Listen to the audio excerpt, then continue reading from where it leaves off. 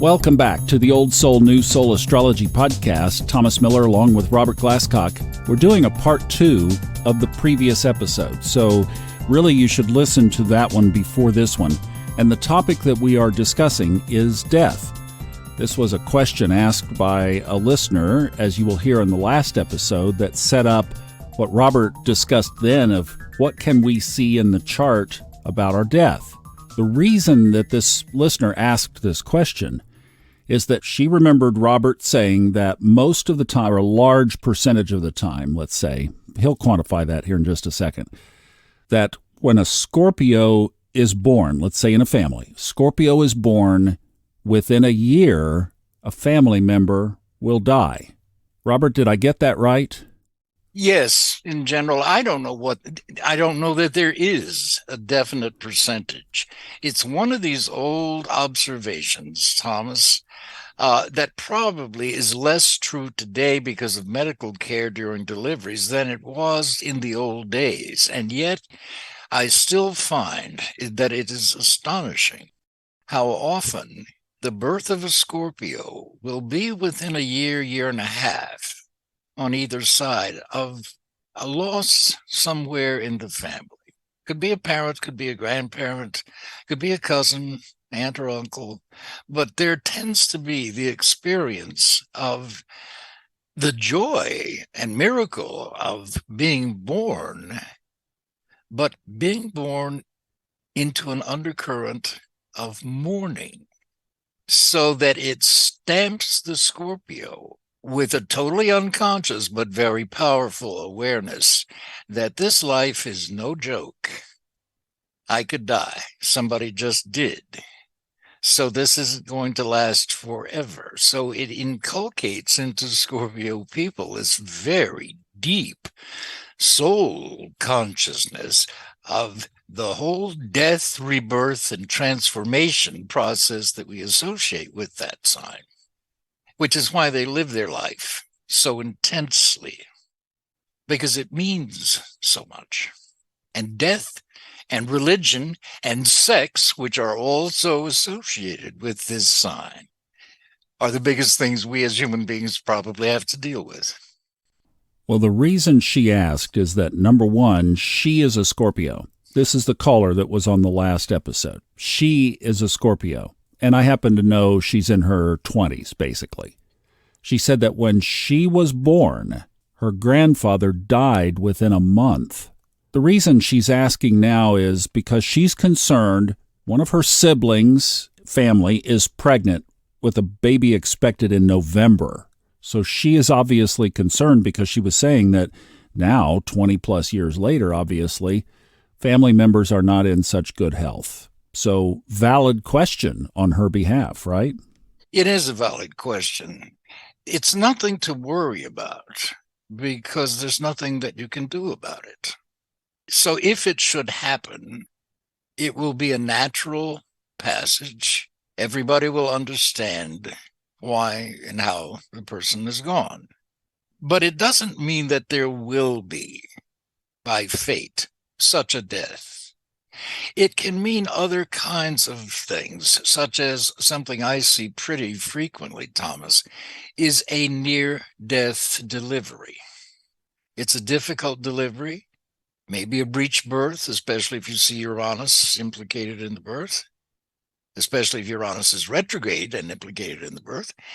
So it could be a difficult birth. The umbilical cord could be choking the infant. Any number of things.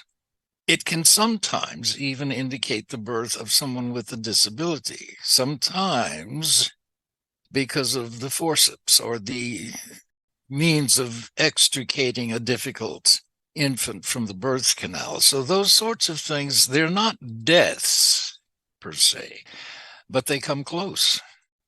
And they have the same effect of stamping the person with, this is no game. This is no game.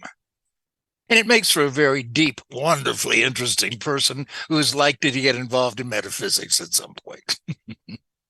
And you know what? This person is very interested in astrology. And in fact, another little comment that she made was about her cultural upbringing, which is fundamental Christian, and said that somebody had mentioned that one of the reasons why astrology is warned against in the Bible is because of its predictive abilities.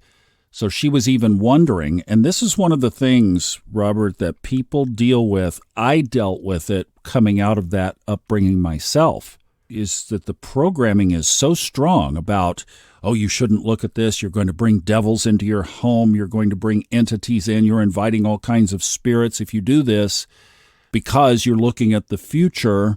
And what she was asking is it okay to do that? Is it wise to do that? And I know a lot of people struggle with that very question. I think it's just as wise to look at astrology as it is to go to a physician or go to a psychiatrist if you have mental health problems.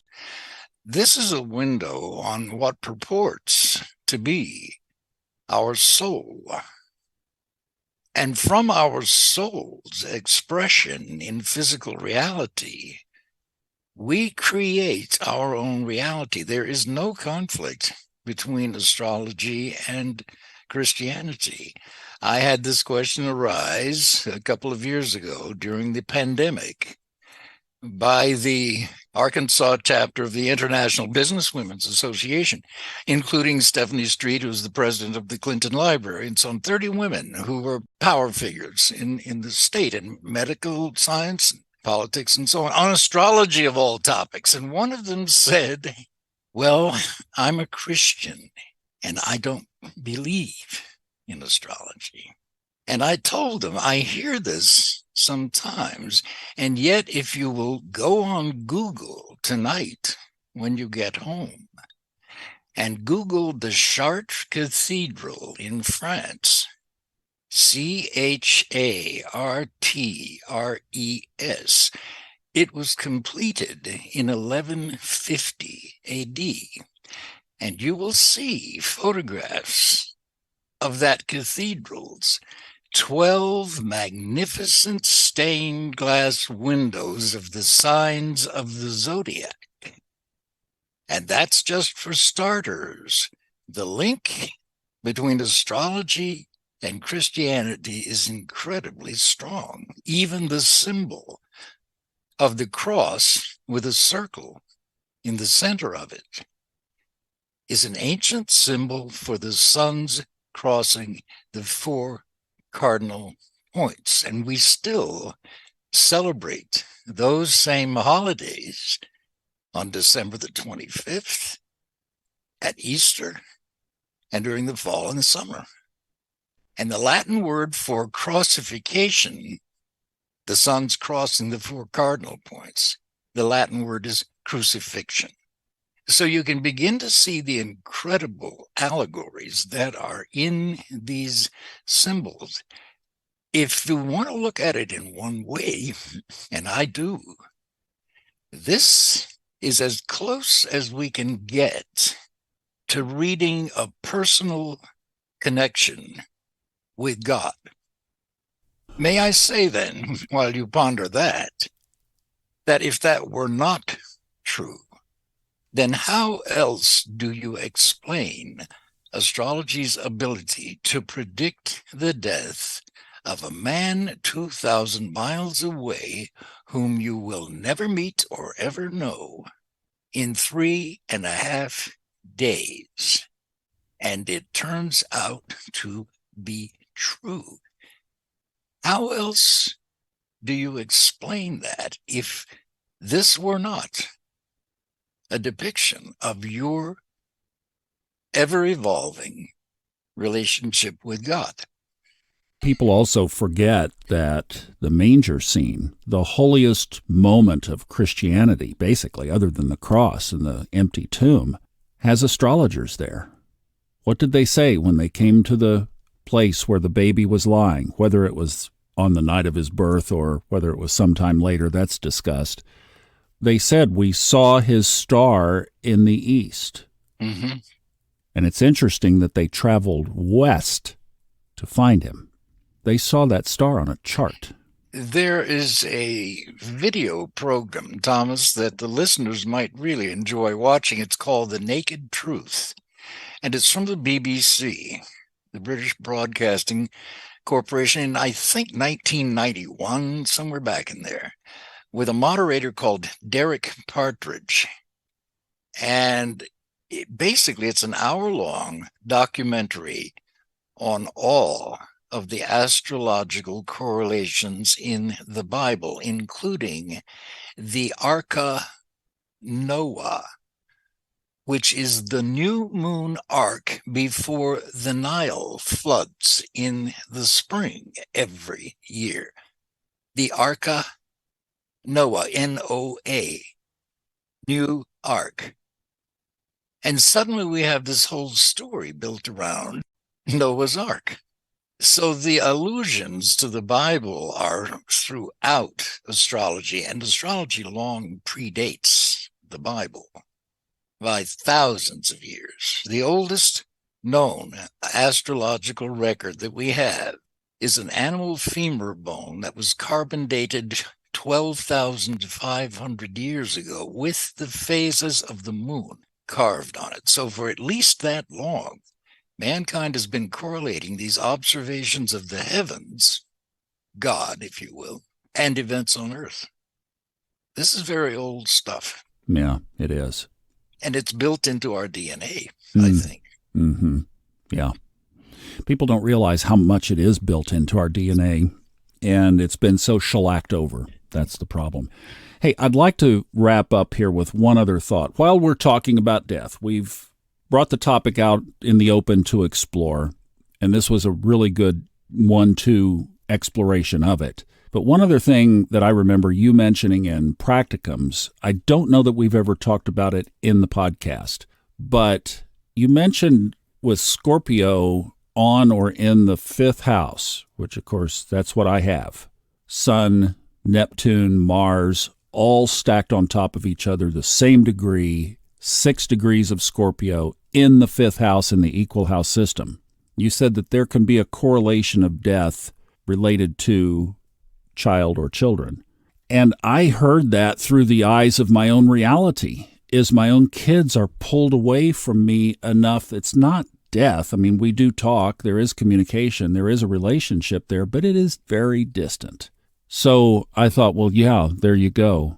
And through the unfolding of my own life that's documented over on the Subconscious Mind Mastery podcast, there were some dark years of death in there, basically, where things were pretty much cut off. So, yeah, I could see, and you mentioned when you announced this, I remember it clearly, that it didn't necessarily mean physical death. So, folks, please, if you have a placement or you have Scorpio in the 5th house and you have children, please don't take this wrong. What he's saying is that there's, and he'll elaborate here in a second, but just that there is the possibility that these scorpionic themes can show up. Would you take that and help straighten us out, at least on clarity around that? Yes, except you did a very good job yourself. There really is not much elaboration. I think it's always true with Scorpio placements. The idea of the death and rebirth theme may be literal or it may be figurative. And most of the time, it really is figurative. A figurative death, or what feels like a death. I have Venus in Scorpio and square Pluto in my 8th, and I know what this is. I am loving and loyal 110%, but once it's over, they might as well be dead. And I don't mean that in a harsh way. If I run into a friend or a loved one like that, I'll, of course, be nice to them. But I literally do not care.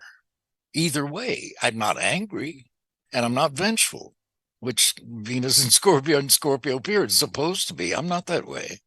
Maybe because I'm a Libra and a sweetheart. I don't know. But it's an interesting sign, and it very often is figurative and not a literal death.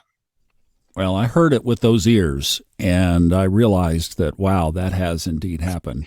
And, you know, it's also interesting, Thomas, that the figurative death involves values. Scorpio, Taurus, values, especially religious ones. Scorpio, sex, death, and religion. And you're just too out there. Yeah. And transformation comes to mind around that too, because there's a lot more to the transformation theme, especially as these layers seem to be coming off these days. So thank you. Well, I really do. I mean, with that Mercury and Jupiter that you have, I imagine you're pretty much perceived as an intellectual and spiritual threat. Yeah. I guess I've been both. They're a little bit afraid of that. Yeah. All right. Thank you. This is a topic that occasionally we've dealt with it in the past, and we will certainly in the future as questions are asked and people want to know. As much as living and being born and celebrating the birth of that child, like my son had another grandbaby. In fact, since you and I have recorded, little baby William is now in the family.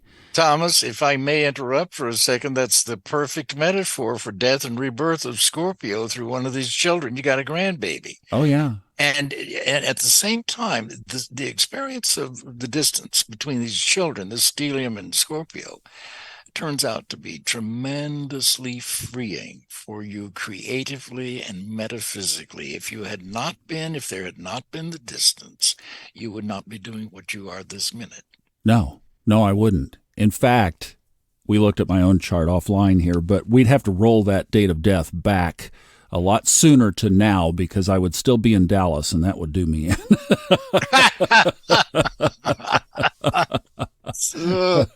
Oh my, any concrete jungle. Part of my longevity is attributed to these mountains. There's no question. I believe it.